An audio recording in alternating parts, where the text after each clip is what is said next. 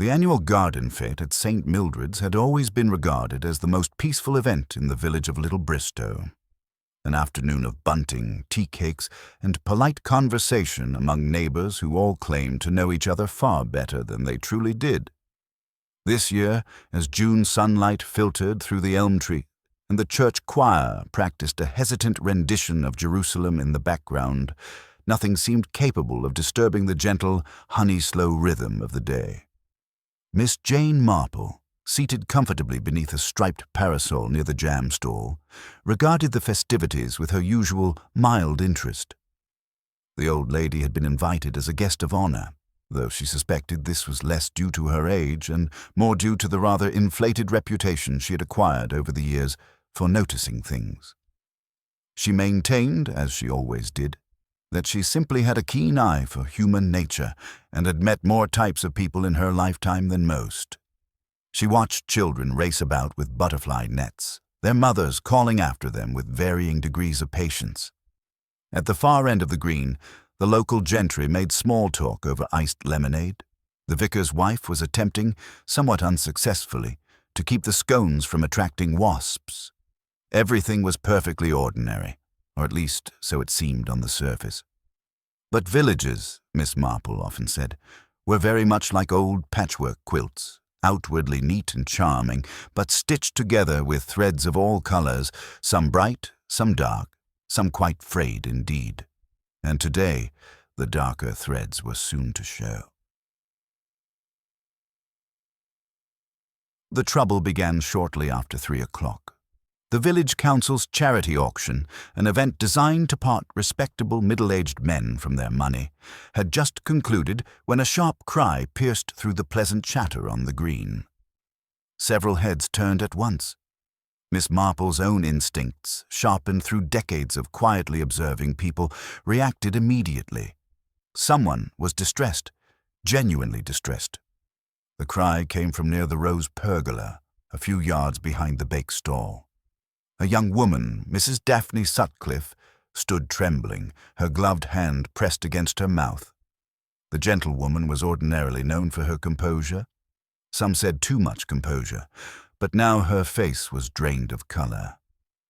"Oh, someone fetch the doctor," she stammered. "It's Mr. Harcourt. He's—" A few of the men hurried forward. Miss Marple, who had never believed in fuss where brisk walking would do, followed at a sensible pace. Just beyond the pergola, where the roses cast a scattered shade over the trimmed lawn, lay the body of Mr. Lionel Harcourt, the newly arrived businessman from London who had taken up residence at the rather ostentatious Ivy Lodge. He lay unnaturally still, his right arm stretched awkwardly toward an overturned chair. His spectacles had fallen to one side, and there was a faint but unmistakable wound at his temple. Someone gasped. Someone else muttered, "Dear God." From behind, Miss Marple heard the vicar's wife whisper, "A fainting spell. Surely just a fainting spell." But one look at Mr. Harcourt told her, and everyone else, that fainting had nothing to do with it. Dr. Pembroke, who had been among the first to reach the body, knelt beside the man and checked for a pulse, though his face held little hope. After a moment, he exhaled heavily and stood. "I'm afraid there's nothing to be done," he announced gravely. A murmur spread through the crowd like the rustling of wind through dry leaves. The fete, once cheerful and bright, dimmed with a sudden hush. Where, moments before, the villagers had been debating the merits of blackberry preserves, they now whispered about death, sharp, unexpected, and decidedly out of place among the bunting. Miss Marple observed quietly. Not just Mr. Harcourt's body, though that too she regarded with the respectful attention one gives the dead, but rather the people around him. Mrs. Daphne Sutcliffe withdrew from the scene, trembling as she pressed a handkerchief to her lips. Mrs. Mildred Keating stared unabashedly, as though gossip were an obligation of civic duty. Mr. Oliver Trent, Harcourt's business associate, looked pale and strangely rigid, his jaw clenched too tightly for mere shock.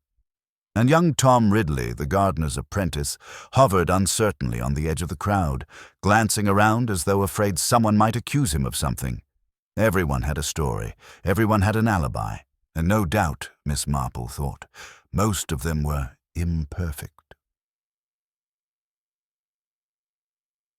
When Inspector Graves arrived from the nearby market town an hour later, he assumed command with brisk efficiency. A stout man of middle age, he carried himself with the quiet confidence of someone who had solved enough minor rural incidents to believe he knew exactly what he was doing. "Clear the area, please," he barked as he began to assess the scene. "No one comes through unless authorized." The villagers retreated reluctantly, but Miss Marple, who had known Inspector Graves for many years, was allowed to remain nearby. He regarded her with a mix of respect and mild apprehension, as though uncertain whether her involvement made his job easier or significantly harder. "What do you make of it, Miss Marple?" he asked at last. She smiled gently. "Oh, my dear Inspector, I wouldn't presume to make anything of it just yet. But it does seem rather dramatic for a garden fete, doesn't it?" She glanced toward the pergola, where constables were securing the scene. Such a sudden death, and a head wound too. One wonders if Mr. Harcourt had enemies. Graves snorted. "From what I've heard, he had enough to fill a ledger. Business fellow from the city, tends to rub people the wrong way." "Yes," Miss Marple said softly. "He had that air about him, as though he were accustomed to getting what he wanted." "And perhaps someone didn't want him to have it," Graves added. She inclined her head in polite agreement, though she was thinking something else entirely. Harcourt's injuries were peculiar, too neat, too conveniently placed. The position of the overturned chair suggested a struggle, yet there were no signs of panic in the ground, no scuffed grass, no torn clothing, and Daphne Sutcliffe's reaction had been authentic. But her presence had been curious. Why had she been near the pergola at all? Then there was the faint scent Miss Marple had noticed when she approached. Some trace of cologne or chemicals not typically worn at village fetes. Unimportant to others, perhaps, but to Miss Marple, small things often mattered most. As the fete slowly dissolved into unease and murmurs, Miss Marple took her leave. She would let the inspector follow his procedures. The villagers would supply their gossip and self-assured theories. But sooner or later, usually sooner, someone would mention something seemingly trivial. A sentence, a gesture, an alibi too neatly worded. And in that moment, as subtle as the shift of a shadow across a garden path, she would see the truth begin to form. For in Little Bristow, nothing was ever quite as harmless as it seemed.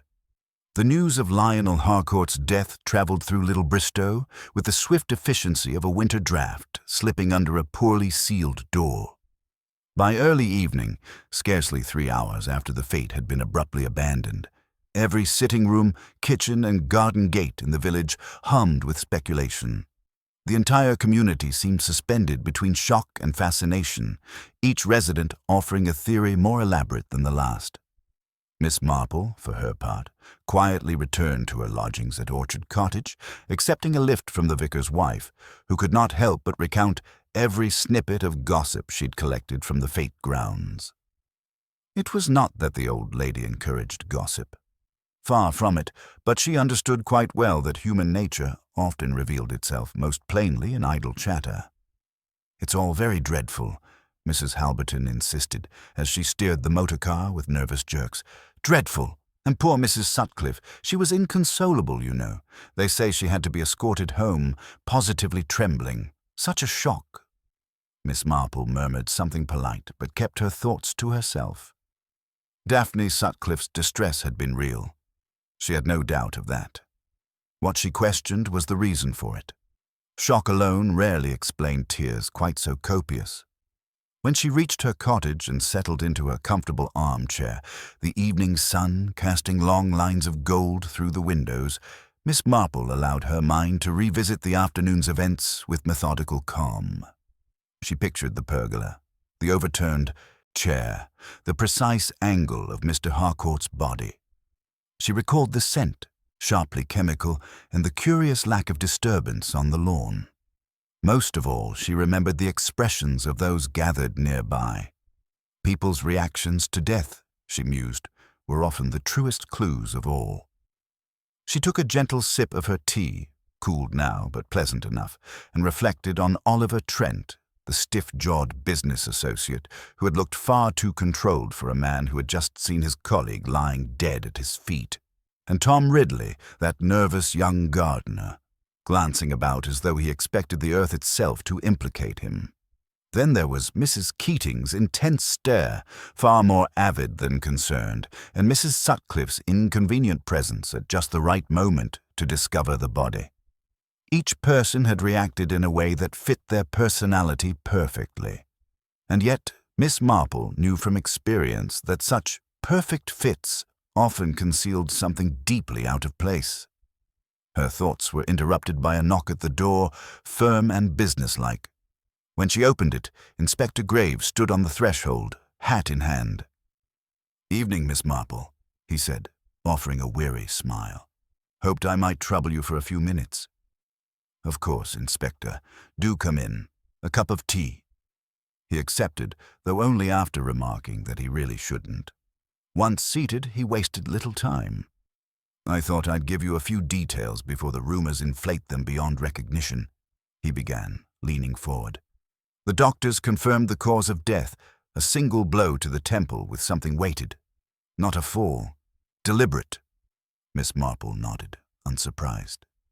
"Yes, I didn't think the chair had been responsible." Graves raised an eyebrow. "You saw something I didn't?" "Oh, nothing so grand. Only that there was no grass displaced, no scuffing. People who fall usually try rather desperately not to." Her tone was mild, as if she were discussing the weather. The inspector scratched his chin. "Well, the tricky part is that no one seems to have seen anything suspicious, and Harcourt's movements this afternoon were, well, let's say vague. Apparently he left the auction early to take a private phone call. No one knows who it was from." "And no one followed him?" Miss Marple asked. "Not that they admit to, but I'll be talking to them all again." He paused. "You were near the bake stall. Did you notice anyone heading toward the pergola around that time?" Miss Marple considered before answering. "Mrs. Sutcliffe was the first I recall in that direction, though she seemed quite alone when she cried out." She hesitated. But people can be remarkably quick when they wish to avoid notice. Graves frowned thoughtfully. "Daphne Sutcliffe. Her husband's out of town on business, isn't he?" "So I believe." "And she knew Harcourt socially. The vicar says." Miss Marple refrained from comment. A village acquaintance could mean anything from polite conversation to quiet scandal. The inspector rose a moment later, hat in hand. "We'll know more in the morning. For now, I'll leave you to it. I do value your insights, Miss Marple, even when you claim you haven't any." She smiled. "I only notice what is there to be noticed, Inspector. Nothing more." After he had gone and dusk settled round the cottage, Miss Marple sat a while longer, her knitting idle in her lap. A murder in Little Bristow was bad enough. A murder at a garden fete, public, brazen, was quite another. Someone had wanted Lionel Harcourt dead and had taken advantage of the most sociable event of the summer to achieve it. That alone suggested planning. It suggested motive stronger than mere impulse. And Miss Marple suspected that at least one villager, if pressed gently and at the right moment, would let slip something intended to remain hidden. For murder, she thought, has a way of loosening tongues, even among the most decorous English folk. And tomorrow, undoubtedly, those tongues would wag. She folded her hands neatly, a faint line appearing between her brows. There was a detail she must remember. A small thing, easily overlooked, something inconsequential to everyone else. And yet her instincts insisted it was important. Miss Marple closed her eyes for a moment. Someone at the fete had lied. She did not yet know who, but the day's events, when laid in proper order, bore a faint but unmistakable irregularity, like a stitch pulled too tight in a well-knit scarf. And with time, that flaw would reveal itself. It always did. The following morning arrived with a grey, reluctant dawn, the kind that made little Bristow seem even quieter than usual. A soft mist clung to the hedgerows, blurring the outlines of cottages and giving the village an air of unsettled calm. It was as though the very weather sensed the disturbance in its midst. Miss Marple rose early, her sleep having been fitful, and set about preparing a simple breakfast. But her thoughts were still occupied by the unanswered questions of the previous day.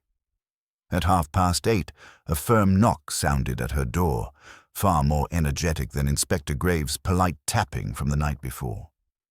When she opened it, she found Mrs. Keating standing stiffly on the step, her expression rioting with barely suppressed excitement. "Miss Marple, I simply had to speak to someone sensible," she declared at once, sweeping into the cottage without waiting for an invitation. "The whole village is in an absolute uproar. They say the inspector has already arrested young Tom Ridley." Miss Marple blinked. "Arrested? At this hour? That seems unusually decisive of the inspector." "Well, perhaps not arrested," Mrs. Keating conceded with a dramatic sigh, but questioned very sternly. "Mrs. Ridley is beside herself, though between you and me, that woman is always rather beside herself. Apparently Tom was seen lurking near the pergola before the body was found." Miss Marple nodded politely as she ushered her guest toward a chair. "And who saw him? Was it confirmed?" "Oh, confirmed, certainly. By at least 3 people, or perhaps 2. Well, 1 for sure. That dreadful Mr. Peabody insists he saw Tom passing behind the stalls just before everything happened. And you know Mr. Peabody would never misreport such a thing," she added with deep irony. "He lives entirely for accuracy, even when he hasn't any." Miss Marple gave a faint smile.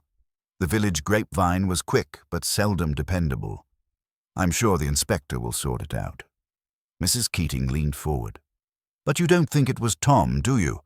A gardener's apprentice. Really, what motive could he have? He scarcely had the nerve to ask Mrs. Trent for time off when his mother was ill." "Exactly," Miss Marple said softly. "A lack of nerve can be terribly revealing." Before Mrs. Keating could attempt to interpret that, another knock sounded at the door, this one precise and official. Miss Marple rose, half expecting Inspector Graves again, but instead she found Oliver Trent on her doorstep, his dark hair neatly combed, yet his expression worn. "Miss Marple," he said, inclining his head, "may I speak with you privately?" Mrs. Keating stiffened, eyes gleaming with curiosity. "You may speak here, Mr. Trent," Miss Marple said gently. "Mrs. Keating is quite trustworthy, and if anything, an excellent listener." Oliver hesitated but stepped inside. He wore the careful composure of a man trying to hold the world steady beneath his feet. "I realized something this morning," he began, "something I didn't mention to the inspector, and I thought perhaps you might advise whether it's worth reporting." Miss Marple gestured for him to continue. "It's about Lionel," he said. "We weren't just business associates. We'd had a disagreement, a rather sharp one, and I fear it might appear," he faltered, "appear incriminating." Mrs. Keating inhaled loudly, as though preparing to memorize every syllable for future retelling. Miss Marple's voice remained calm. "People quarrel, Mr. Trent. It does not make them murderers. What was the disagreement about?" Oliver hesitated again. "A financial matter. Lionel was planning to invest in a property scheme I believed to be fraudulent. I tried to warn him. He dismissed me quite harshly. But yesterday morning he accused me of attempting to sabotage him." Miss Marple studied him. He was not lying, not entirely. But there was something held back, something quieter, more personal. "And did anyone else know about this disagreement?" she asked. Yes. Daphne Sutcliffe overheard part of it, though I can't imagine she'd repeat it." Mrs. Keating made a small sound of disbelief. Miss Marple merely nodded. "And why come to me with this?" Oliver exhaled. "Because I'm not sure the inspector will listen. He's very focused on young Tom Ridley, and I don't want to appear as though I'm concealing anything." The confession, though earnest, felt rehearsed. Miss Marple noted the tension in his hands, the quick flick of his eyes toward the window. "Thank you, Mr. Trent," she said kindly. "Honesty is always wise. I'm sure Inspector Graves will be grateful." Oliver left promptly, clearly relieved to have unburdened himself. Mrs. Keating pounced the moment the door closed. "You see, everyone had reason to dislike that man. I dare say half the village could have done it." "And yet," Miss Marple murmured, watching the mist lift from the hedges outside, "only one person did." She considered the morning's revelations. Tom Ridley being seen near the pergola, that was interesting but not necessarily meaningful. A nervous boy might lurk anywhere he wasn't supposed to. Oliver Trent's quarrel with Harcourt pointed to motive, but his visit had been too purposeful to be entirely innocent. And Daphne Sutcliffe, who had overheard a private dispute and discovered the body, was starting to appear in rather too many convenient places. Miss Marple felt the same faint tug of uncertainty she had sensed the day before. A detail remained out of place, a sliver of truth hiding beneath the surface. She picked up her shawl. "Mrs. Keating," she said gently, "will you be so kind as to walk with me as far as the vicarage? I believe we should speak with Mrs. Halberton." "Speak with her." "Why?" "Because," Miss Marple replied, closing the door behind them. "She mentioned something yesterday that she did not realize she had mentioned, and sometimes the smallest forgotten remark can reveal the largest of lies." They set off down the lane together, and as they walked, Miss Marple replayed the vicar's wife's chatter in her mind. There had been something, one tiny inconsistency, that did not yet make sense, but it would. Miss Marple and Mrs. Keating walked at a steady pace down the narrow lane, the morning mist thinning until it revealed the village in its usual gentle contours. Ivy-clad fences, tidy cottage gardens, and the soft curling smoke of early fires. Yet beneath the familiar calm, Little Bristow felt strained, like a place holding its breath. Mrs. Keating kept up a stream of commentary as they walked, mostly complaints about Mr. Peabody's exaggerated storytelling and speculation on whether Inspector Graves truly believed Tom Ridley capable of violence. But Miss Marple listened only in part. Her thoughts were threading themselves carefully back to the remark that had caught her attention the night before. They reached the vicarage gate just as Mrs. Halberton emerged from the side door with a basket of laundry. Her eyes widened in surprise at the sight of the two women approaching. "Miss Marple, Mrs. Keating, do forgive the state of things," she said, flustered, shifting the basket to one hip. "One never plans for murder when scheduling one's chores." Miss Marple assured her they weren't imposing. "We simply hope to ask a small question or two about the fete yesterday." Mrs. Halberton's face brightened. The vicar's wife adored being helpful. "Of course, dear. Though I must say I hardly saw anything at all. I was battling those dreadful wasps more than anything else." "Yes," Miss Marple said with a soft, encouraging nod. "I recall you said as much yesterday on the drive home. You mentioned you were near the rose pergola when the wasps became troublesome." Mrs. Halberton nodded. "I was, yes. The wasps were everywhere. I thought they might swarm the whole stall." "And did you notice Mr. Harcourt at that time?" Miss Marple asked gently. "Before he was found, I mean." "Oh, no," Mrs. Halberton answered promptly. "I didn't see him at all until after Daphne screamed, though—" She hesitated. "I did see someone heading that way, but I only caught a glimpse of clothing, a light-colored jacket."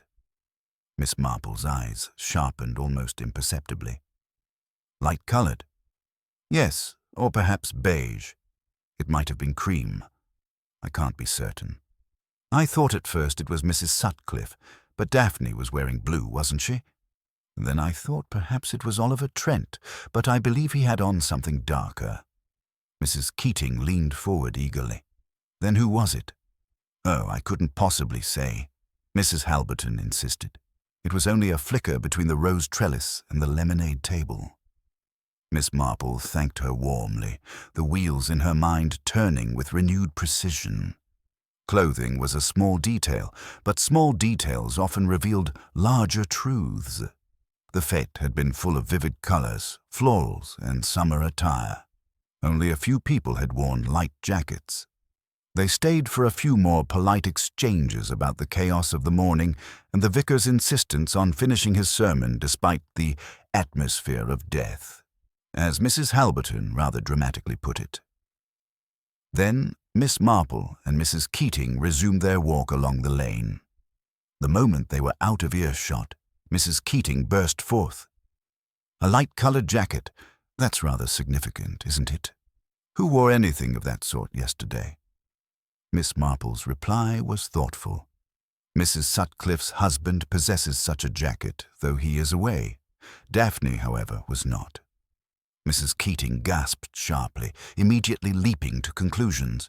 "You don't mean, surely she didn't dress in her husband's clothes?" Miss Marple gave a gentle laugh. "My dear, I certainly don't suggest anything of the kind. Only that one must remember who had access to what." But her mind had already drifted onward. Daphne Sutcliffe had been near the pergola earlier than she originally implied. Or someone else had been there. Someone who would have preferred not to be recognized. Someone who might have worn a jacket that was now mysteriously absent. They had nearly reached the village green when a bicycle raced into view, skidding slightly as it came to a halt beside them. It was Tom Ridley. His face was flushed, his hair untidy, and he tugged off his cap with trembling hands. "Miss Marple, please." He swallowed hard. "I didn't do anything to Mr. Harcourt. I swear I didn't." Miss Marple regarded him with gentle attention. "Of course you didn't, Tom, but tell me why you believe the inspector thinks you might have." Tom cast a nervous glance at Mrs. Keating, but desperation overrode propriety. "Mr. Peabody told the inspector he saw me near the pergola, but I was only there because I dropped something. I didn't want anyone to know." "And what was it you dropped?" Miss Marple asked softly. Tom hesitated, deeply embarrassed. "A ring," he muttered. "My mother's ring. I borrowed it. For someone." Mrs. Keating's eyebrows climbed skyward. "A girl, Tom?" He nodded miserably. Miss Marple placed a light hand on his arm. "There's no shame in sentiment, my dear. But did you find the ring?" Yes, I did. Before anything happened. I swear I left the pergola long before Mr. Harcourt went there. But the inspector doesn't believe me." "And you saw no one else?" Miss Marple asked. "No one," Tom said. Then he hesitated. No, it was nothing." Miss Marple's gaze remained steady. "Tom." He absorbed the quiet firmness of her tone and finally relented. "All right, I thought I heard someone, a sort of rustling. But I didn't see them. Could have been a bird or a dog. I didn't look." "But you were not alone," Miss Marple murmured. "Even if you couldn't see who it was." Tom nodded miserably. She thanked him and sent him on his way, assuring him that truth had a way of rising to the surface. When he had cycled off, she and Mrs. Keating continued toward the green. At last, Mrs. Keating said, "Well, what do you think now?" Miss Marple's eyes drifted toward Ivy Lodge, the imposing house where Lionel Harcourt had installed himself with all the confidence of a man accustomed to being admired or feared. "I think," she said quietly, "that whoever wore that light-colored jacket was there earlier than they will admit. And I think that jacket will prove quite important." She paused, her gaze sharpening as a new thread of logic took hold. "And most of all, I think someone in Little Bristow is beginning to realize that their alibi is not nearly as unassailable as they believed." By mid-morning, the village of Little Bristow had taken on an air of careful scrutiny. Shops opened with hesitant timidity, and even the postman seemed to step more lightly, than usual, as though the murder had left an invisible tremor across every doorstep. Miss Marple, walking along the high street to visit the small library she frequented, noted faces peering from behind curtains, children whispering under the watchful eyes of mothers, and the occasional man lingering on a corner, hands shoved deep into pockets, as if calculating which of the surrounding houses could conceal a secret. At the library, she found the vicar's wife, Mrs. Halberton, seated primly at a reading table, nervously fingering a lace handkerchief. She looked up as Miss Marple entered, her expression brightening with the relief of finding someone approachable. "Miss Marple, I thought perhaps you'd be here. There are things, small things, that have been troubling me all morning," she said, lowering her voice conspiratorially. "Little observations, really, but one cannot shake the feeling that they may matter." Miss Marple inclined her head. "Tell me, my dear. No observation is too small when it comes to people and their actions." Mrs. Halberton glanced around as if fearing that the walls themselves might listen.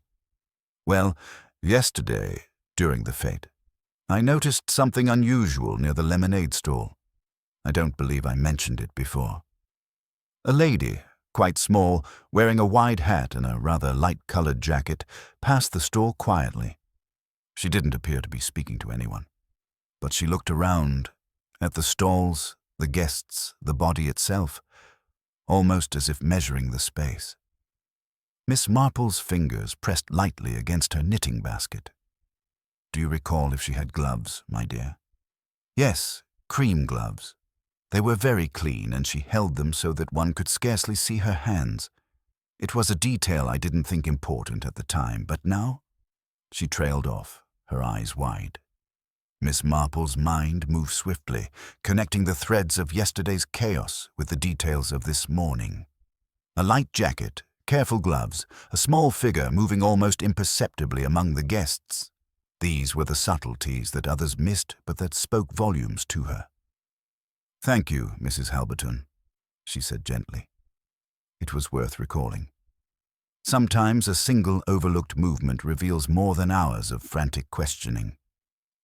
As Mrs. Halberton left, flustered but satisfied with her contribution, Miss Marple's attention returned to the subtle network of connections forming in her mind. She thought of Daphne Sutcliffe, whose distress had seemed genuine, yet placed her near the pergola at precisely the wrong moment. She thought of Oliver Trent and his carefully moderated confession of disagreement with Harcourt. She thought of Tom Ridley, whose nervousness and partial observation hinted at more than he could articulate. Miss Marple decided it was time to visit Ivy Lodge. The house was large, ostentatious, and undeniably imposing, a perfect setting for the private dealings of a man such as Lionel Harcourt. As she walked toward it, she reflected on human behavior. The way people masked their intentions, the lies told to protect fragile reputations, and the subtle clues left behind by their unconscious movements. When she arrived, the household was in a state of subdued commotion. A servant ushered her into the drawing room where Oliver Trent had been summoned for questioning again. He looked weary, rubbing his hands over his face. "Miss Marple," he said, half in relief, half in exasperation. "I feel as if the entire village is watching me, and yet I am only trying to be honest." "I understand, Mr. Trent," she replied kindly. "And honesty, when coupled with careful observation, often reveals the most." As she settled into a chair near the window, Miss Marple studied him quietly. His glances toward the door, the slight tightening of his jaw, the occasional tap of his foot, all subtle indicators of tension and unease. "It's just, the inspector questions me, but I cannot help thinking he has already decided. Tom Ridley, or perhaps someone else entirely, but he's fixated," Oliver continued, "and now I keep wondering if I should have spoken sooner, but there was nothing I could prove." Miss Marple's gaze remained steady. "Facts, Mr. Trent, are not always necessary to understand the shape of truth. Often, what is unspoken is more telling than what is said aloud." He looked at her, puzzled. "Unspoken?" "Yes. Consider the gestures, The pauses, the clothing, the positions at which people choose to stand or avoid. All these carry meaning. Mr. Harcourt's death did not occur by chance, nor in ignorance of the witnesses around him. Oliver frowned, absorbing the calm certainty in her voice. Miss Marple leaned back slightly, letting him sit with the weight of her observation. There were connections forming, quiet and deliberate, like the gentle weaving of threads on a loom. And she knew the first among them to act on impulse would soon betray the whole pattern. As the morning sun slanted through the curtains, casting stripes across the polished floor, Miss Marple's attention was drawn to a small jacket draped over a chair. Light-colored, carefully folded, unmistakably out of place in this setting. She allowed her eyes to linger for a fraction longer than necessary, noting the faint crease in its sleeve. A small, almost trivial detail, but as always, in Little Bristow, the trivial often spoke loudest of all, and Miss Marple felt the quiet stirrings of revelation beginning to gather, like the first low notes of a symphony, ready to crescendo into the full and startling clarity that awaited her. By the afternoon, the village had grown quieter still. Shops closed earlier than usual, and the air carried a muted tension, like the silence before a storm. Miss Marple, carrying a small notebook, made her way toward the parish hall, where Inspector Graves had established a temporary office to take statements. She had decided it was time to listen more than she spoke, to allow the villagers' own words to reveal their hidden truths. The hall smelled faintly of polished wood and old carpet, mingled with the tang of chalk from the blackboard at the far end. Several villagers were gathered, speaking in low tones or sitting nervously on wooden chairs, fidgeting with gloves or handkerchiefs. Miss Marple took a quiet seat near the back, pretending to read her notebook while she watched carefully. First came Mrs. Sutcliffe, escorted by a friend, looking pale but composed. She repeated her account of discovering the body, emphasizing her shock and distress, while Inspector Graves made careful notes. Miss Marple observed the twitch of her fingers, the way her eyes flickered toward the window when she mentioned the pergola, and the slight hesitation before she described her movements that afternoon. Nothing overt, but to Miss Marple's trained eye, there was a small fracture in her narrative, an instinctual pause that hinted at something unsaid. Next, Oliver Trent provided his version of the day, carefully measured, offering what he claimed was his full account of interactions with Harcourt. Miss Marple noted the way he over-explained certain points, especially regarding his disagreement over the property scheme. He spoke convincingly, but his insistence on his own integrity almost betrayed him, as though he believed that if he overemphasized his innocence, no one would suspect. As the afternoon stretched on, Miss Marple turned her attention to other villagers, the gardener, the shopkeepers, even Mr. Peabody, whose eyewitness account of Tom Ridley had fueled the inspector's suspicions. Each one spoke with minor inconsistencies, tiny slips of timing or location, revealing the discrepancies between perception and reality. She jotted down notes, but more importantly, she absorbed the subtle cues, the glances, the tightened lips, the sudden clears of throat, each a brushstroke in the hidden portrait of the afternoon. Eventually the door opened, and a young woman entered carrying a small tray of tea intended for the inspector and anyone who wished to partake. Miss Marple observed her carefully. She wore a light jacket and gloves, and though her movements were casual, there was a nervous energy in the way she held the tray. She moved toward the refreshments table, deliberately keeping her back to the crowd for a moment before facing them. The gesture was almost imperceptible, but it caught Miss Marple's attention. She remembered Mrs. Halberton's description, a small figure, gloves, light jacket, moving near the pergola with careful attention. Could it be the same woman? Miss Marple allowed her mind to make the connections quietly, noting the slight resemblance in movement and posture.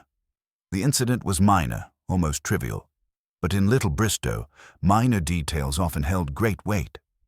Inspector Graves called for a short recess and the hall slowly emptied. Miss Marple rose and moved toward the exit, her thoughts weaving a pattern from the morning's confessions and observations. She passed Tom Ridley outside, who looked up with nervous relief when he saw her. She gave him a reassuring nod, careful not to draw the attention of others. Walking along the lane toward Orchard Cottage, she reflected on what she had learned so far. The obvious suspects, Oliver Trent for motive, Tom Ridley for proximity, Daphne Sutcliffe for convenience, were all plausible, yet each had cracks in their stories, small enough to conceal but large enough to be noticed by a patient observer. Most revealing, she thought, was the elusive figure in the light jacket. A witness had caught only a flicker of her presence, but Miss Marple now had a living exemplar of that description moving through the village, apparently unnoticed by others. The convergence of timing, clothing, and subtle behavior suggested intentionality. Back in her own garden, she sat quietly, letting the afternoon sun warm her. Villagers passed along the lane, oblivious to the careful calculations forming in her mind. The murder, she realized, had been executed with precision, relying on the assumptions and inattentiveness of those around it. But no plan could perfectly erase the signs left behind by human nature. Signs that, though subtle, were impossible for someone with her experience to overlook. She sipped her tea thoughtfully, reflecting on the day's minor revelations. Each conversation, each hesitant glance, each unremarkable observation was part of a tapestry, and the small inconsistencies were threads that would eventually reveal the design. She could feel the shape of it beginning to emerge, though the final image remained concealed for the moment, and Miss Marple knew that in Little Bristow, as in all places where human hearts and minds intersected, the truth would make itself known, not in the grand gestures, but in the quiet, unnoticed movements of ordinary people, moving through their ordinary lives with extraordinary consequences. As evening fell over Little Bristow, a heavy calm settled across the village. The earlier morning mist had long since lifted, leaving the streets washed in the pale gold of the dying sun. Miss Marple, carrying her knitting in a small basket, decided to take a quiet stroll through the village green. The day's events had left her restless. The puzzle of Lionel Harcourt's death tugged at her mind like a persistent shadow. She observed each passer-by with the same gentle attention she always did, noting gestures, posture, and expressions that others might dismiss as incidental. Near the edge of the green, she noticed Tom Ridley seated on a bench, head in his hands. Miss Marple approached him slowly. "Good evening, Tom," she said softly. He looked up, startled, and tried to force a smile. "Miss Marple," he muttered. I don't know why everyone suspects me. I was only looking for my mother's ring yesterday, that's all." "I understand, Tom," she replied, settling beside him. "Sometimes people are too quick to see guilt where none exists. Tell me, did you notice anyone near the pergola when you retrieved the ring?" He hesitated. I thought I heard someone, but I didn't see them clearly. They moved too quickly. I only remember a flash of light-colored clothing and gloves, I think." Miss Marple's eyes narrowed ever so slightly. The description was consistent with what Mrs. Halberton had reported earlier. She tucked this detail carefully into her mind. "Very well, Tom. That may be important. You did the right thing by coming here to tell me." He nodded and left, his steps lighter than they had been earlier. Miss Marple remained on the bench a few moments longer, letting the stillness of the evening settle over her. She reflected on the afternoon's observations. A fleeting figure in gloves and a light jacket, careful movements and small inconsistencies in the accounts of the villagers. It was beginning to form a pattern. Turning away from the bench, she walked slowly toward Ivy Lodge. The house stood imposingly at the top of the hill, its windows catching the last light of the day. Inside, Oliver Trent paced the drawing room, restless and uneasy, as if the house itself were too constrictive for his thoughts. "Miss Marple," he said the moment she entered, "I don't know why I feel so compelled to speak with you again, but there is something I failed to mention earlier." "And what might that be, Mr. Trent?" she asked, settling into a chair by the window. He paused, gathering his words. "Yesterday, before the fete began, Lionel received a visitor. I didn't know them well, only that they spoke in hushed tones for some minutes. He seemed agitated afterward more than usual. I did not think it relevant at the time." Miss Marple inclined her head. "Do you recall the appearance of this visitor?" Oliver hesitated. "Only vaguely. Light-colored clothing. Gloves. Very small figure. I didn't notice more. We spoke separately for only a few moments. Her knitting basket trembled slightly in her lap. Not from any weakness, but from the stirrings of deduction. The same description had come from Tom Ridley and Mrs. Halberton. A small, light-clad figure with gloves who moved cautiously, seemingly unnoticed. "Thank you, Mr. Trent," she said softly. "This is indeed useful. It confirms that someone with access and motive moved about the fete with purpose, and someone who wished not to be noticed." He rubbed his face, tension evident. "You think it could have been—" Miss Marple smiled faintly. "We must be cautious. Appearances are often misleading, but it seems we are narrowing the circle." After he left, she walked down the lane in the cooling twilight, her mind threading together the clues of the day. The small figure in the gloves, the light jacket, the careful movements, all pointed to deliberate action. And yet, the villager's own words contained hints of uncertainty, cracks that could reveal far more than anyone intended. As darkness fell, she returned to Orchard Cottage, quietly considering her next steps. Tomorrow would be critical. She would speak with Daphne Sutcliffe, revisit Tom Ridley's account, and perhaps encourage Mrs. Halberton to remember additional details that had slipped past her morning recollections. The threads of the mystery were drawing tighter, and Miss Marple felt the first true sense of the hidden design beginning to emerge. Somewhere in Little Bristow, a carefully constructed alibi harbored a flaw that, once exposed, would illuminate the truth of Lionel Harcourt's sudden and deliberate death. For now, though, all was still, save for the gentle whisper of human activity beneath the quiet canopy of night. And in that silence, Miss Marple's thoughts worked steadily, quietly assembling the pieces of the puzzle that would soon demand resolution.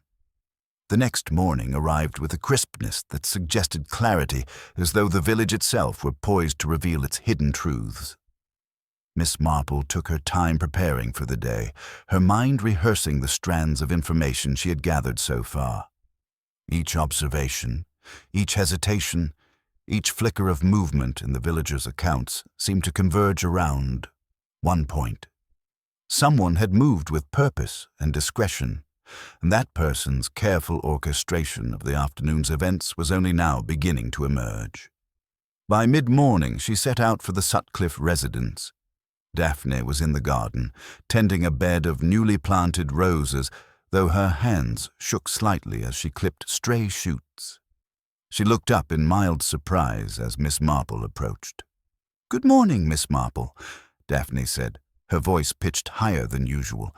I didn't expect to see you so early." "Good morning, Daphne.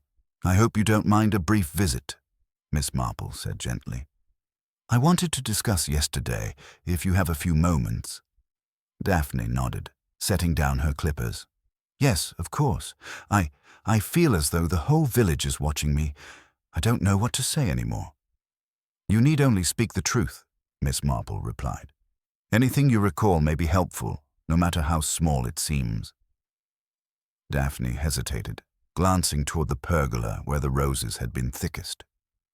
"Well, I suppose there was something odd I noticed.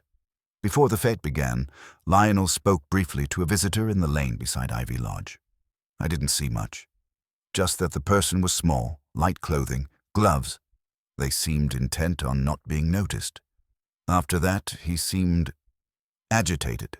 He brushed it off, but I remember thinking it was strange. Miss Marple nodded slowly, her mind threading the detail into the growing tapestry. The description matched what she had already heard from Oliver Trent and Mrs. Halberton. "Did you notice the visitor leave in any particular direction?" "No, not exactly," Daphne admitted. "I was distracted by my preparations, arranging the flowers and greeting the villagers. But I thought I caught a glimpse of someone near the pergola shortly before Lionel went there himself." Miss Marple's eyes narrowed ever so slightly. "And at that time, was anyone else nearby?" Daphne shook her head. "No one that I can remember. I thought it was peculiar, but I didn't think it meant anything, until yesterday afternoon." The old lady remained quiet for a moment, allowing Daphne's words to settle. Then she spoke softly. "It seems, Daphne, that someone moved with deliberate intent. Someone who wished to remain unnoticed, and yet they left traces. Small, easily overlooked, but revealing to a careful observer." Daphne's hands twisted the edge of her apron. "You mean they planned this?" "I suspect so," Miss Marple said, choosing her words carefully. "But planning alone is not enough. Observation, timing, and human error often leave the final truth exposed. That is what I'm watching for." As they spoke, a figure appeared in the lane. Tom Ridley, returning from a brief errand. He paused at the garden gate, nervously twisting his cap in his hands. Miss Marple beckoned him forward. "Good morning, Tom," she said. "May I ask you to recount once more exactly where you were when you retrieved your mother's ring yesterday?" Tom swallowed hard and began to explain, carefully tracing his movements near the pergola. "I was crouching to pick up the ring when I thought I heard someone. I didn't see them clearly, just a flicker of movement and a light jacket, gloves." His voice wavered. "I didn't look, Miss Marple. I didn't want to see." Miss Marple nodded, storing the information meticulously. 3 separate accounts now described the same figure, the same gloves, the same jacket. Each person had seen only fragments, yet together they formed a consistent portrait. "And you are certain you were alone otherwise?" she asked. "Yes," he said firmly, though the nervous quiver in his voice betrayed him. "No one touched me or spoke to me. I promise." Miss Marple allowed a quiet moment to pass. Then, turning back to Daphne, she said, "It seems, my dear, that the visitor before the fete and the figure near the pergola are likely the same. And whoever this person was, they had reason to avoid detection and to place Lionel Harcourt in a position where others would assume he acted unwittingly." Daphne shivered slightly, glancing toward the pergola. "But who could it be? Everyone seems so ordinary." Miss Marple smiled faintly, though her eyes were sharp. "Ordinary, perhaps. But ordinary people often do extraordinary things when pressed, and sometimes the simplest motives, hidden beneath layers of propriety, reveal the most deadly intentions." As the sun climbed higher, casting a gentle light over the garden, Miss Marple felt the first solid outlines of the truth forming in her mind. The threads were converging. Timing, clothing, gestures, the small inconsistencies in stories, all of it pointed in one direction. But to confirm it, she would need one more moment of observation, one subtle reaction from someone who believed themselves unobserved. And Miss Marple knew that very soon the killer would unwittingly provide exactly that. By late afternoon, a peculiar tension had settled over Little Bristow. The village seemed almost suspended, each pedestrian step measured, each glance cautious, as if everyone sensed that the mystery was approaching its next critical moment. Miss Marple walked slowly along the lane, her eyes subtly following the familiar rhythms of the villagers. Some were tending gardens, others gossiping quietly by the market stalls, but all were unknowingly under her quiet scrutiny. She carried no notebook this time, merely observing the subtle gestures that betrayed anxiety, guilt, or simple distraction. Her path led her toward the small tea shop at the corner of the green. Through the window, she saw Oliver Trent sitting alone, glancing repeatedly at the door as though expecting someone or fearing to be observed. Miss Marple entered unobtrusively, choosing a table in the corner where she could watch him without drawing notice. It did not take long for her to notice a small change in his posture as a group of villagers entered the shop. He straightened slightly, fingers tightening around his cup, eyes flicking toward the newcomers before returning to his tea. The movement was almost imperceptible, yet to Miss Marple it spoke volumes. Someone was feeling the pressure of observation and perhaps the approaching revelation of a flaw in a carefully constructed story. A few minutes later, Daphne Sutcliffe entered the shop, accompanied by Mrs. Halberton. They exchanged brief pleasantries with the shopkeeper and then seated themselves at a table near the window. Daphne's movements were precise, controlled, yet Miss Marple noted the way her hands lingered over her teacup, her eyes scanning the room in tiny, restless sweeps. Miss Marple's attention returned to Oliver Trent. She had observed enough to form a quiet hypothesis. He was aware that someone had noticed him, or at least suspected that a thread of truth might unravel his careful account. The very smallness of his gestures betrayed the weight of his concern, as if the truth were pressing just beneath his conscious mind. She left her seat briefly to approach him. "Mr. Trent," she said in a gentle, almost casual tone, "you appear deep in thought this afternoon. May I ask if anything troubles you?" Oliver looked up sharply, then lowered his gaze, attempting a composed expression. "Nothing at all, Miss Marple," he said, though his voice lacked conviction. "Just thinking over yesterday." "Ah," she replied softly. "Sometimes we convince ourselves that we are alone in our recollections, but the smallest slip can reveal much, if one is paying attention." He shifted uncomfortably, and Miss Marple's gaze lingered on the crease of his jacket, the slight twitch of his fingers. There was a detail she had not yet fully understood, a subtle indication of something he had failed to disclose. At that moment, Daphne Sutcliffe's gaze met Miss Marple's. She hesitated, then leaned slightly forward. I remembered something else," she whispered. "Yesterday, when the visitor approached Lionel, I caught the faint scent of perfume, floral but not overpowering. It lingered just long enough to notice, though I cannot recall who it was. I thought it was insignificant at the time, but—" Miss Marple's mind began to piece together the final pattern. A light jacket, gloves, precise movements, the subtle scent of perfume, small, almost imperceptible details converging into one unmistakable presence. It was all the evidence she needed to test her hypothesis. "Thank you, Daphne," she said kindly. "That is exactly the sort of detail that may unlock what others overlook. It seems the visitor before the fete and the figure near the pergola shared a very particular set of traits." Her gaze drifted back to Oliver Trent, who was now staring into his tea with a fixed expression.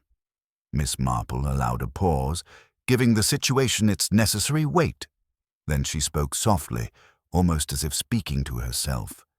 "It is remarkable how the tiniest actions, how a hand held just so or a glance in the wrong direction, can betray the most careful deception." Oliver's head lifted, and for the first time a flicker of unease crossed his face. Miss Marple smiled faintly, masking the sharp edge of certainty forming in her mind. She would not confront him openly. Not yet, but the psychological pressure was in motion.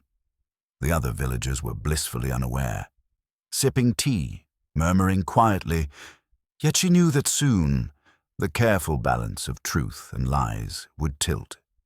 And when it did, the subtle flaws in the alibis, the tiny inconsistencies in gestures and movements, would reveal the true sequence of events surrounding Lionel Harcourt's death.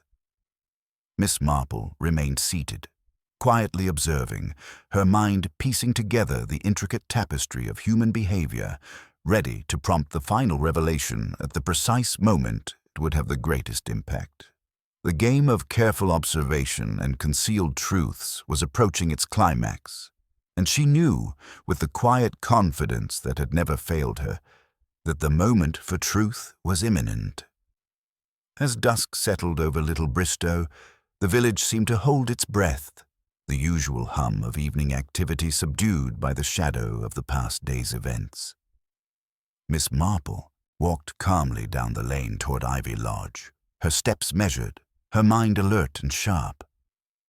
She had decided that the time had come to test her suspicions, to observe the reactions of those whose alibis and movements had seemed flawless, but were, in fact, subtly flawed. At Ivy Lodge, the drawing room was lit by the soft glow of lamps, casting long, deliberate shadows across the polished floor. Oliver Trent was already there, pretending to review papers at the desk, though the tension in his posture betrayed him. Miss Marple entered quietly, settling herself in a chair near the window, giving him the impression she was merely a casual visitor. "Mr. Trent," she said softly, her tone carrying a calm certainty. "I've been reflecting on yesterday and the little details that often go unnoticed. Sometimes the smallest inconsistencies can reveal far more than direct accusations ever could." He looked up, startled, and then tried to mask his unease with a polite smile. "Yes, Miss Marple. I hope I haven't caused any confusion." "Confusion," she echoed gently, though her eyes were sharp.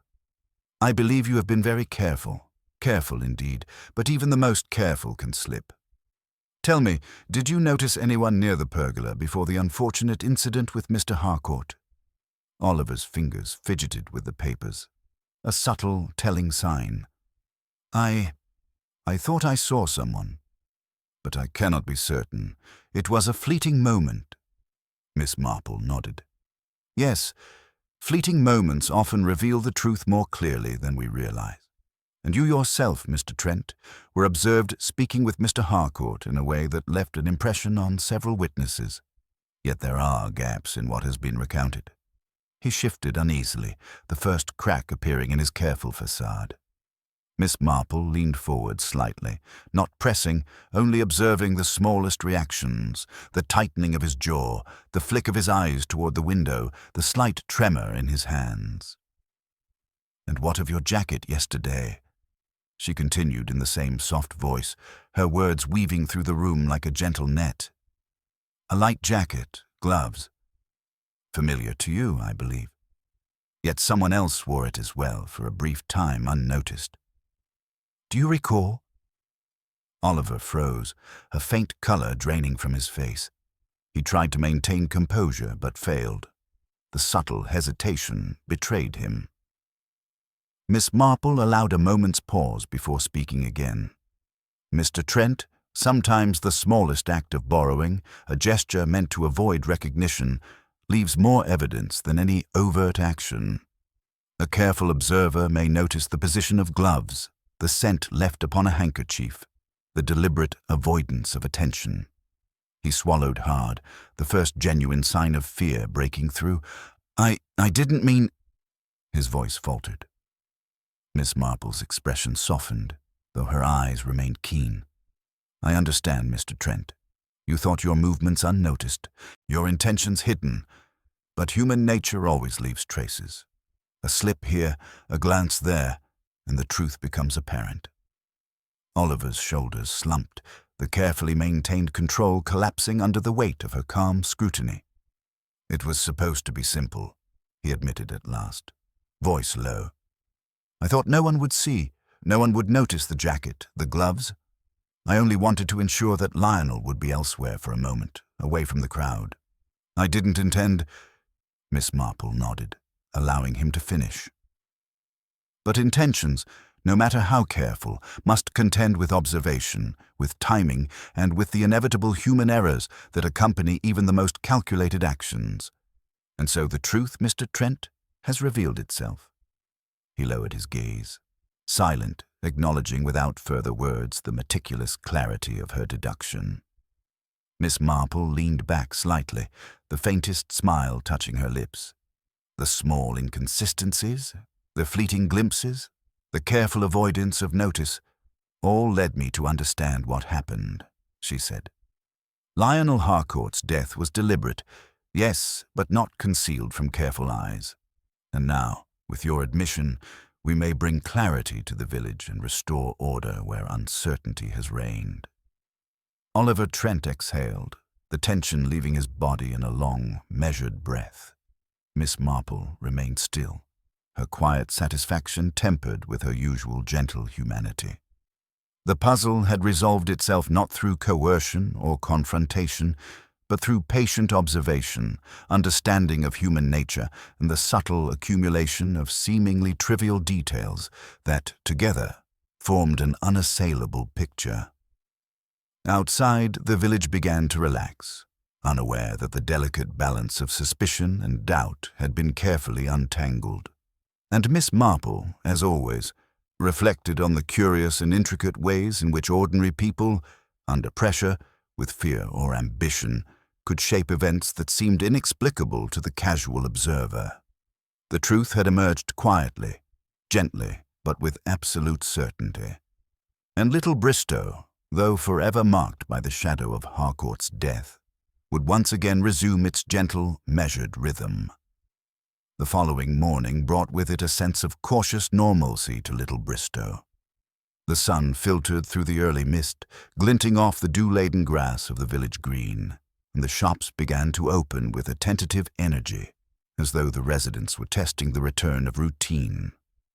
Yet beneath this ordinary facade, subtle tensions lingered. Conversations were hushed, eyes lingered longer than usual, and every movement seemed weighted with newfound awareness. Miss Marple, with her usual quiet grace, walked along the lane toward the vicarage. She had sent a discreet note the previous evening, inviting Mrs. Halberton to join her for tea. The old lady had arrived promptly, her eyes alight with curiosity and a slight apprehension, eager to discuss events now that some clarity had begun to emerge. Miss Marple, I've been thinking, Mrs. Halberton began, fussing with her gloves, about that visitor yesterday, the small figure, the gloves, the jacket. It seemed, well, perfectly ordinary at the time, but now I wonder at the precision of their movements, almost as if nothing was left to chance. Precisely, my dear, Miss Marple said softly, stirring her tea. And yet, even the most careful can slip in the smallest ways. Timing, gestures, the unconscious choices we make, these rarely lie. Mrs. Halberton nodded, lowering her voice. So, it was not Tom Ridley or Daphne. They were too open, too honest in their errors. Miss Marple smiled faintly. Correct. Sometimes those who appear forthright are the least culpable, and those who plan meticulously are the ones whose flaws are revealed only through observation. Small, imperceptible, but telling. Their conversation was interrupted by the arrival of Inspector Graves, who had come to ensure that all statements were finalized and that the village was aware the matter was drawing to a close. He greeted Miss Marple with a professional nod, then turned to Mrs. Halberton with the promise of wrapping up his notes. Miss Marple seized the moment to speak quietly with him. Inspector, the important thing to remember is that human behavior is often the key to understanding events. Motives, actions, and tiny discrepancies can reveal the truth far more decisively than forceful interrogation alone. Graves regarded her thoughtfully. Indeed, Miss Marple, I suspect you have already arrived at certain conclusions. Perhaps, she replied lightly. But sometimes one must allow people to observe themselves under subtle pressure. The truth tends to emerge if one waits patiently. By mid-morning, villagers began arriving at Ivy Lodge under the pretense of offering condolences, but their curiosity was palpable. Miss Marple had orchestrated the gathering deliberately, knowing that the true culprit would reveal more in the small, involuntary gestures prompted by this congregation than through direct questioning. When Oliver Trent entered, his careful composure was already fraying. Miss Marple observed the slight hitch in his step, the micro-tremor of his fingers as he attempted to greet the assembled villagers. She allowed him a moment before speaking, her voice gentle but deliberate. "Mr. Trent, it seems that yesterday has caused considerable reflection among all of us," she said, "and yet there remains a detail, or perhaps a series of small details, that require clarification. Small movements, a light jacket, gloves, and a careful orchestration of presence. Surely you recall someone with such attire?" The room fell silent. Eyes turned toward Oliver. He swallowed, the first signs of recognition and fear crossing his features. His carefully crafted alibi had unraveled before the quiet scrutiny of human observation, the subtle pressure Miss Marple had applied, revealing the flaws he had hoped would go unnoticed. "Yes," he admitted finally, voice low and resigned. I thought I could manage it without detection. I intended only a temporary diversion, nothing more. I did not foresee the consequences." Miss Marple nodded, the faintest hint of satisfaction in her eyes. "It is often not the grand actions, Mr. Trent, but the small, seemingly insignificant movements and choices that reveal the truth. And in Little Bristow, as always, the truth surfaces, quietly but inevitably." The villagers listened in awe, some with shock, some with relief. The careful balance of fear, suspicion, and curiosity that had held the village in its thrall began to dissipate. Oliver Trent's admission, measured but complete, filled the gaps that had so perplexed Inspector Graves and the other residents. Miss Marple, observing the mixture of emotions, shock, relief, and understanding, reflected silently on the enduring patterns of human behavior. Deception could be deliberate, alibis meticulously arranged, and yet no one could fully escape the subtle betrayals of gestures, timing, and inadvertent slips. As the afternoon sun cast long shadows over Ivy Lodge, the villagers gradually dispersed, each returning to their daily routines, forever marked by the memory of recent events. Miss Marple, serene and composed, remained a moment longer in the drawing room, her thoughts quietly cataloguing the intricate web of human motives and behaviors that had led to the revelation. In Little Bristow, life would resume, as it always did, though with a heightened awareness of how the ordinary could conceal the extraordinary. And Miss Marple, ever patient, ever observant, knew that the delicate balance of human nature had once again been revealed, gently, inexorably, and with complete clarity. The sun had begun its slow descent, casting a warm, golden glow across Little Bristow, when Miss Marple finally returned to the quietude of Orchard Cottage. The day had been long, the village stirred with the aftermath of revelations, and yet, in the stillness of her garden, she found a sense of completion, a calm that only came after the careful unraveling of human deception. She settled into her favorite chair, knitting needles resting lightly in her hands, though her mind continued to trace the paths, the gestures, and the unspoken motives that had brought them to this moment. The village had watched, speculated, and whispered, yet it had been observation, patience, and subtle understanding that had exposed the truth. A gentle knock at the door drew her attention. It was Daphne Sutcliffe, carrying a small basket of freshly picked roses. She entered quietly, her eyes reflecting a mixture of relief and lingering anxiety. "Miss Marple," she said softly, setting the basket on the table, "I wanted to thank you for seeing the truth so clearly. Don't know what would have become of us if it had remained hidden." Miss Marple smiled, her expression gentle but knowing.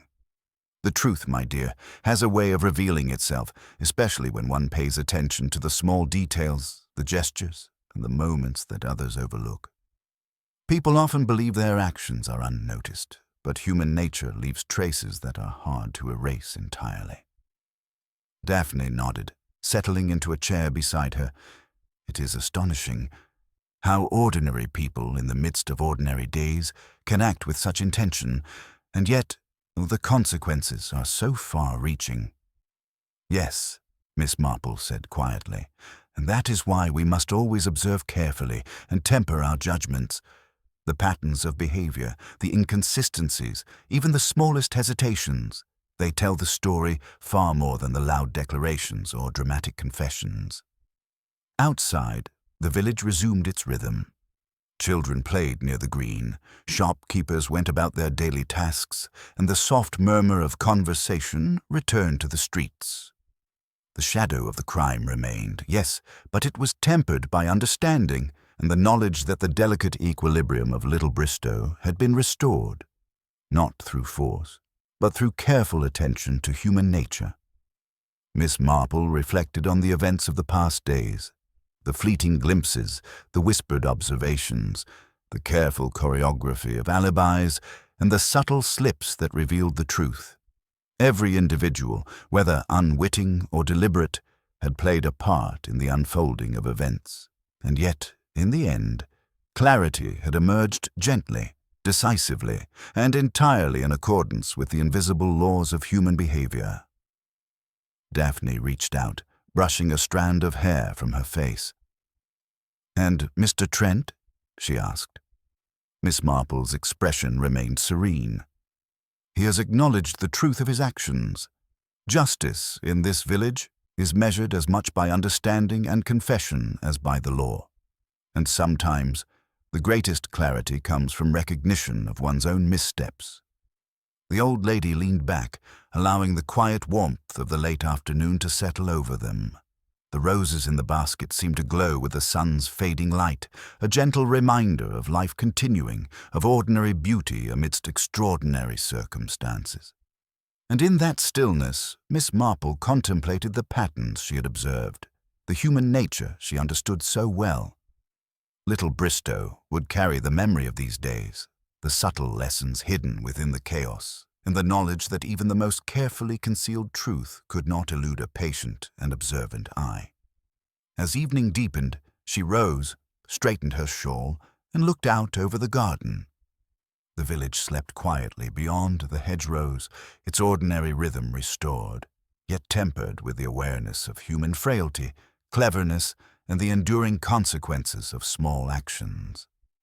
Miss Marple, knitting needles idle now, allowed herself a soft sigh, content that, once again, the delicate balance of understanding and justice had been restored, not with grand gestures, but with gentle observation, insight, and the quiet power of noticing what others failed to see.